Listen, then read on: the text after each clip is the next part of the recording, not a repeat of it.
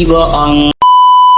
Aku hanya memikirkan satu peraturan penting. Kenapa kau lakukan hari ini kalau kau bisa melakukannya besok? Few moments later.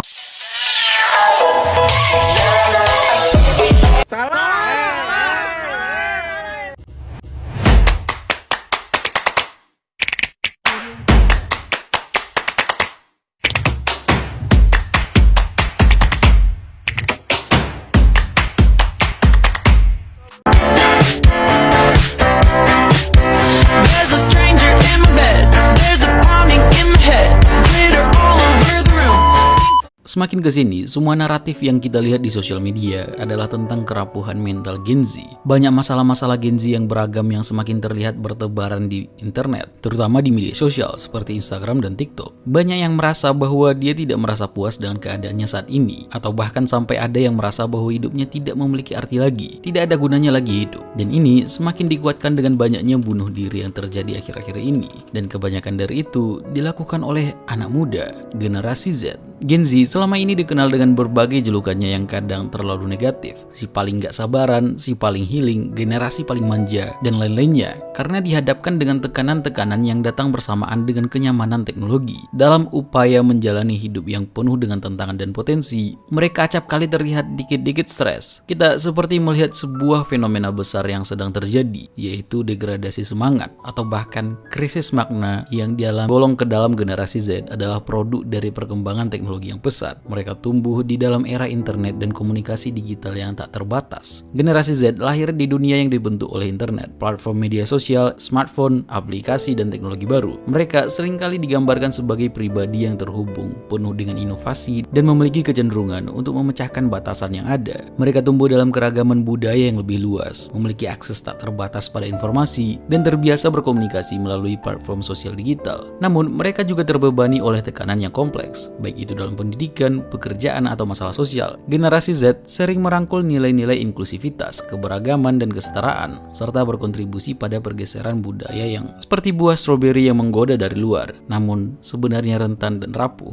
dan akan hancur hanya dengan sedikit tekanan. Tantangan yang dihadapi generasi Z sangat bertolak belakang dengan generasi-generasi sebelumnya, mulai dari inner circle maupun sosial media, biaya hidup yang meningkat, dan kondisi lingkungan yang kian mengkhawatirkan. Namun, tantangan terbesar yang dihadapi oleh generasi ini adalah bahwa kita semua berada di dunia yang terus berubah, dan terkadang sulit untuk menemukan makna hidup yang mendalam di tengah arus informasi yang terus mengalir. Meskipun Gen Z terlihat sebagai generasi yang terhubung secara digital, dikarenakan ketidakmampuan bangkit dari keterpurukan serta sifat gampang menyerah inilah yang menyebabkan banyak orang menganggap bahwa generasi Z disebut-sebut memiliki mental tempe. Menurut hasil survei terbaru, National Adolescent Mental Health Survey tahun 2022 menyatakan bahwa sekitar 5,5% dari remaja usia 10-17 tahun atau sekitar 1 dari 20 remaja telah didiagnosis menderita gangguan mental dalam periode 12 bulan terakhir. Selain itu, sekitar 34,9% dari remaja tersebut menghadapi setidaknya satu masalah kesehatan mental. Gangguan cemas merupakan masalah kesehatan mental yang paling umum dialami oleh remaja, mencapai angka 26,7% dari populasi tersebut. Diikuti oleh masalah pemusatan perhatian atau hiperaktivitas dengan 10,6%, depresi 5,3%, masalah perilaku 2,4%, dan stres pasca trauma 1,8%. Beberapa remaja juga melaporkan kecenderungan perilaku bunuh diri dalam 12 bulan terakhir. Di antara keseluruhan, 1,4% melaporkan bahwa mereka memiliki ide untuk bunuh diri, 0,5% telah membuat rencana bunuh diri, dan 0,2% melaporkan bahwa mereka telah mencoba melakukan percobaan bunuh diri dalam 12 bulan terakhir. Sebanyak 0,4% remaja juga melaporkan bahwa mereka pernah mencoba bunuh diri selama hidupnya. Namun, lebih dari 80% dari remaja yang melaporkan perilaku bunuh diri, yang memikirkan, merencanakan, atau melakukan percobaan dalam 12 bulan terakhir mengalami suatu masalah gangguan mental. Dan di sini kita mulai berpikir, tidak mungkin semua ini terjadi secara sekaligus pada satu generasi. Tidak mungkin satu generasi menghadapi masalah yang kurang lebih sama dan berpengaruh sama. Pasti ada sesuatu di luar generasi itu sendiri yang bertanggung jawab terhadap terjadinya fenomena ini. Generasi Z ini hidup di dalam dunia yang tak ada hentinya berubah. terkoneksi secara terus-menerus di dunia maya. Namun, di segala tantangan sekaligus kemudahan yang ada, tak jarang krisis makna dan semangat menghantam mereka. Dan ini sepertinya merupakan tantangan terbesar yang sedang dan mungkin akan terus kita hadapi. Kita mungkin sudah sering melihat dan mendengar tentang carut-marutnya problem yang mereka hadapi lewat media massa. Entah itu hal yang baik atau hal buruk, atau bahkan yang sangat buruk. Dengan adanya media sosial memungkinkan mereka mendapatkan umpan balik, like, komentar, dan berbagai momen dalam hitungan detik. Dengan kenyamanan teknologi, semua orang saat ini terbiasa dengan komunikasi cepat melalui pesan teks dan media sosial. Mereka dapat berkomunikasi dengan teman dan keluarga dalam hitungan detik, tanpa harus menunggu surat atau panggilan telepon. Yang pada zaman dulu, Gen Z dilahirkan di zaman di mana mereka bisa mendapatkan sesuatu tanpa proses dan perjuangan panjang. Saat lapar di malam hari, tinggal pencet tombol di layar HP dan makanan pun akan datang ke depan pintu. Ini mungkin adalah salah satu yang paling berpengaruh atau bertanggung jawab paling besar dalam krisis makna dan juga identitas yang dimiliki oleh generasi Z. Jean Baudrillard, seorang filsuf Prancis, adalah salah satu yang pertama kali menjelaskan istilah hiperrealitas, yaitu ketidakmampuan untuk membedakan yang nyata dari simbolismenya yang menunjukkan yang nyata. Pada dasarnya, ketidakmampuan seseorang membedakan yang mana realitas dan yang mana simulasi dari realitas, yang mana kehidupan nyata dan yang mana sebenarnya cuma simulasi dari kehidupan nyata itu. Seiring dengan perkembangan teknologi, media sebagai simulasi menjadi lebih dekat dengan realitas, mempengaruhi realitas kita dengan mendalam. Garis yang membatasi antara simulasi dan kenyataan mulai kabur, karena semakin kesini orang-orang dan dengan demikian harapan dan minat seseorang sekarang dibentuk oleh algoritma dan kecerdasan. Dulu dunia online dianggap terpisah dari kehidupan nyata, sekarang secara perlahan menjadi bagian integral dari kehidupan itu sendiri. Media sosial tidak hanya sebagai platform untuk berkomunikasi dengan orang lain, tapi sekarang berpengaruh buat seseorang memiliki standar yang lebih tinggi yang kadang tidak realistis, yang berdasarkan ide-ide romantis dan materialistis. Dan harapan ini membentuk tekanan terhadap diri sendiri untuk mencapai standar yang jauh lebih tinggi dari sebelumnya.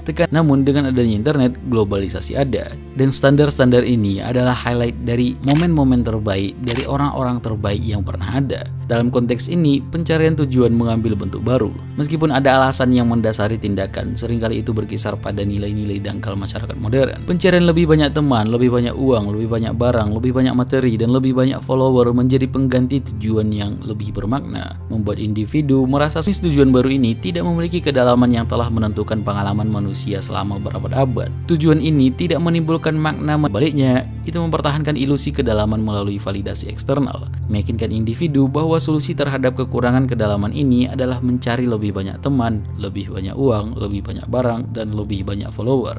Dunia online dan media sosial bukanlah kehidupan nyata, namun dunia online ini secara progresif menjadi lebih terkait dengan kehidupan nyata.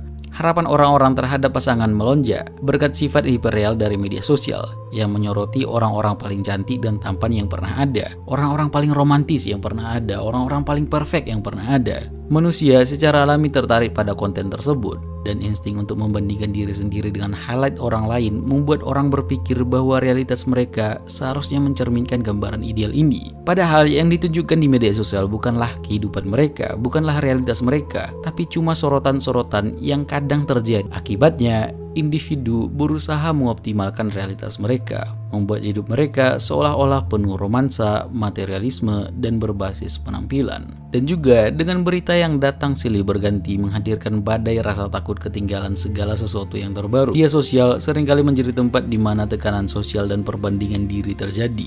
Banyak orang seringkali merasa harus sempurna di mata publik, dan hal ini dapat menimbulkan stres serta tekanan mental. Belum lagi rasa malu dikarenakan gagal memenuhi standar sukses di media sosial juga menjadi beberapa pemicu timbulnya muda dalam generasi Z yang kesulitan terhubung dengan orang lain secara lebih mendalam. Sebagian besar masalah mungkin berasal dari kurangnya kemampuan atau keinginan orang untuk menyelami diri mereka sendiri. Rasa tujuan dari Gen Z mungkin tidak sepenuhnya lenyap. Segala sesuatu yang mereka lakukan masih memiliki alasan yang mendasarinya. Namun, tujuan yang baru ditemukan ini terpusat pada nilai-nilai dangkal yang kurang memiliki kedalaman yang telah dialami manusia selama berabad-abad. Tujuan kontemporer ini hampir tidak dapat dianggap bermakna karena gagal menggali makna mendalam dari kehidupan yang membuatnya terasa benar-benar hidup. Tapi tujuan ini membuat kita merasakan sensasi seperti objek dari realitas yang disimulasikan, membuat kita percaya bahwa penyelesaian untuk kurangnya kedalaman terletak pada akumulasi lebih banyak teman, lebih banyak uang, lebih banyak barang, dan lebih banyak follower. Gen Z yang tumbuh dalam dalam era media sosial yang memperkuat perbandingan status sosial, seringkali merasa harus tampil sempurna di mata publik, dan tekanan ini dapat memicu perasaan tidak berharga. Dan juga dengan adanya internet, kita menyaksikan bagaimana dunia berubah dengan cepat dan terpaksa harus beradaptasi dengan perubahan tersebut. Ini menimbulkan tantangan yang cukup besar. Bahkan, Guru Gembul sendiri mengatakan bahwa generasi ini adalah generasi terkutuk, di mana kita dituntut untuk terus beradaptasi dengan kecepatan yang belum pernah terjadi sebelumnya. Kita mengetahui bahwa media sosial sekarang tidak memiliki batasan, di mana orang bisa mencemooh dan mengejek dengan sangat bebas. Setiap orang sekarang bersembunyi di balik akun anonim yang mengakibatkan cacian banyak berterbangan bagaikan debu. Dan pengaruh pasca COVID-19 yang tetap memiliki efek pada beberapa remaja. Banyak yang tidak bisa pulih dan beradaptasi dengan kehidupan yang mulai terhubung lagi di dunia nyata. Dan banyak yang lebih prefer untuk tetap berdiam diri di dalam rumah dan terisolasi. Meningkatkan waktu terhabiskan online daripada realitas asli semakin banyak. Selain itu, generasi Z juga tumbuh di tengah berbagai krisis global. Mulai dari krisis ekonomi, perubahan iklim, hingga pandemi COVID-19 yang terjadi sebelumnya. Kita semua dipaksa harus menghadapi ketidakpastian di segala bidang. Generasi Z juga mempunyai kekayaan yang jauh lebih sedikit daripada generasi sebelumnya saat memasuki usia yang sama. Dengan gejolak ekonomi yang berkelanjutan, yang terus mengambil korban finansial dari kaum muda, kita akhir-akhir ini sering mendengar adanya PHK massal yang dilakukan oleh banyak perusahaan yang tak sedikit anak muda menjadi korbannya. Belum lagi ditambah utang yang melilit akibat pinjol, pengangguran akibat gejolak ekonomi tadi, dan gejolak politik yang kian hari kian memanas. Seperti perang yang satu persatu mulai pecah. Semua hal ini adalah penyebab banyaknya generasi Z yang mengalami stres atau bahkan stres berat yang tak jarang berakhir dengan jalan pintas yang tak bisa dibenarkan, yaitu bunuh diri. Belum lagi, kebanyakan Gen Z juga berada dalam tahap perkembangan identitas yang krusial. Mereka mungkin merasa bingung tentang siapa mereka dan apa yang mereka inginkan, yang dapat memicu perasaan frustasi atau putus asa. Adalah sebuah kondisi ketika seseorang kerap mempertanyakan berbagai hal yang berkaitan dengan identitas dirinya.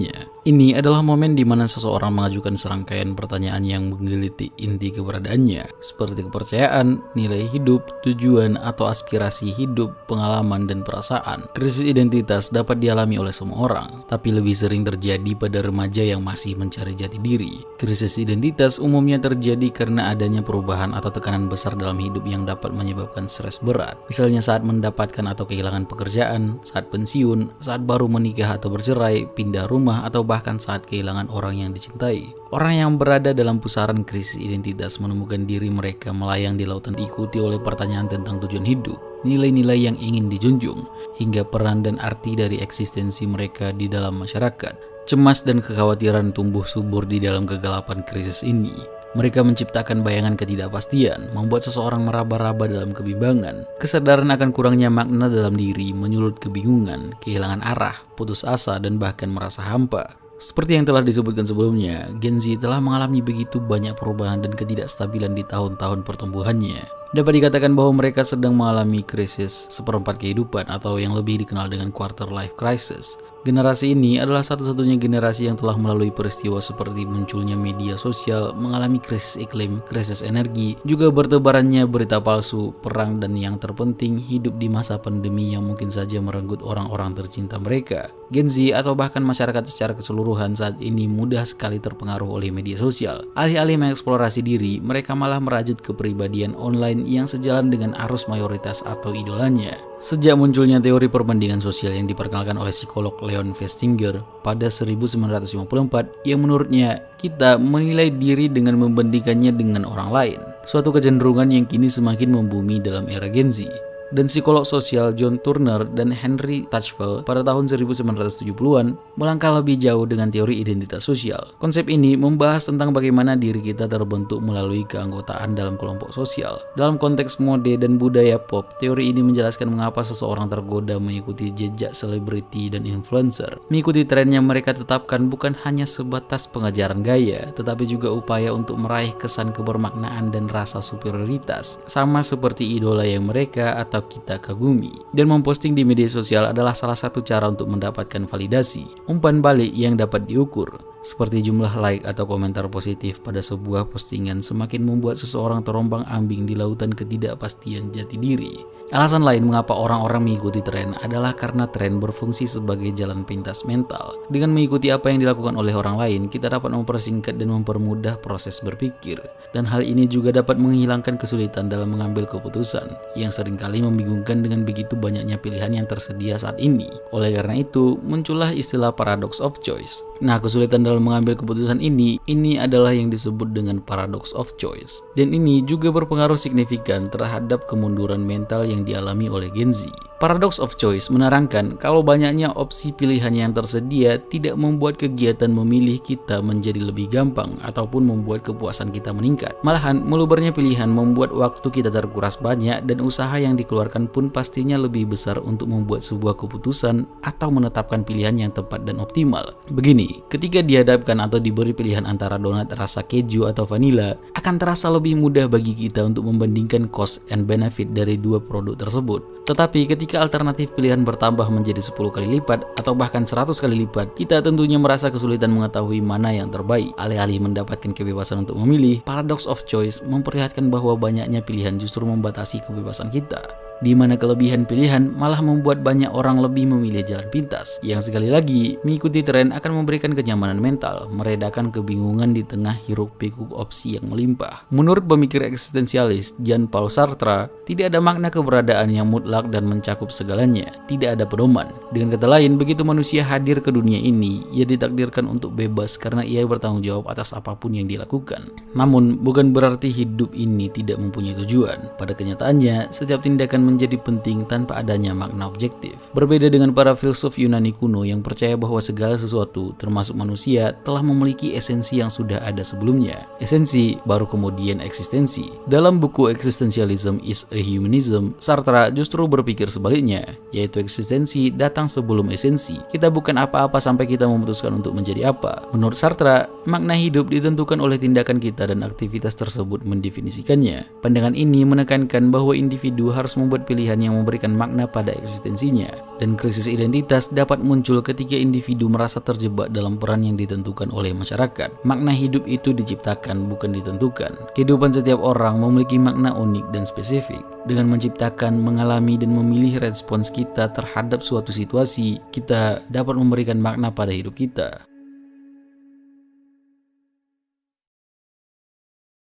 Di balik kelamnya krisis identitas ini, di balik semua tantangan dan stereotip yang menerpa Gen Z, sebenarnya terdapat peluang untuk memahami jati diri dengan lebih dalam. Sebagaimana dua sisi berbeda pada satu koin, sebagaimana yang sering diimani oleh para pengusaha. Di setiap risiko besar, pastinya terdapat keuntungan yang sama besarnya. Sebagaimana sebuah pedang yang harus ditempa ratusan atau bahkan ribuan kali untuk membuatnya tajam. Pencarian ini, meski menyulitkan, mampu menjadi katalisator transformasi menuju kesejatian, keautentikan, dan kehidupan yang lebih bermakna. Mungkin bukan salah kita tidak bisa menemukan apa itu arti hidup, tapi itu tanggung jawab kita untuk menemukannya, juga membentuknya.